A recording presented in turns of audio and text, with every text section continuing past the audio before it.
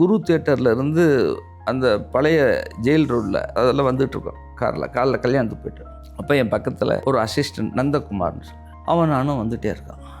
இப்படி பார்க்குறேன் ரோட்டில், என்னப்பா அவன் இதெல்லாம் குழந்தைகள்னே பள்ளிக்கூடம் போகிறாங்கண்ணே, இங்கே வந்து கேப்ரன் ஹால் இருக்குது, மங்கையக்கரசி ஸ்கூல் இருக்குது, விகாசா ஸ்கூல் இருக்குது, இந்த ரோட்டில் நிறைய பள்ளிக்கூடம் இருக்குண்ணே.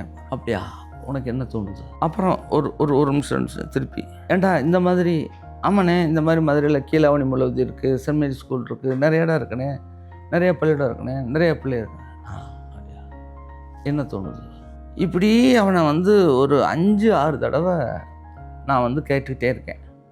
என்ன தோணுது என்ன தோணுது? நானே பிள்ளைங்க பள்ளியிடம் போகுது, பள்ளிக்கு போகுது, என்ன தோணுதுன்னு, கல்யாண வீட்டில் சாப்பிட்டுட்டு நான் நல்லா தூக்கமாக இருக்கேன், என்ன தோணுது என்ன தோணுதுன்னு சொல்கிற, உனக்கு என்னன்னே தோணுது அதை சொல்லு அப்படின்னு அவன் பொறுமையை விட்டு கேட்டான். அப்போ தான் நான் சொன்னேன், இதே இவ்வளோ பிள்ளைகளும் பெரிய ஆளானா கொலுசு போடணும், நெக்லஸ் போடணும், தோடு போடணும், மோதிரம் போடணும், நம்ம கடை பத்தாதேடா, பெரிய கடை வைக்கணும்னு தோணுதுன்னு சொன்னேன். அப்படி ஆரம்பித்த கடை தான்.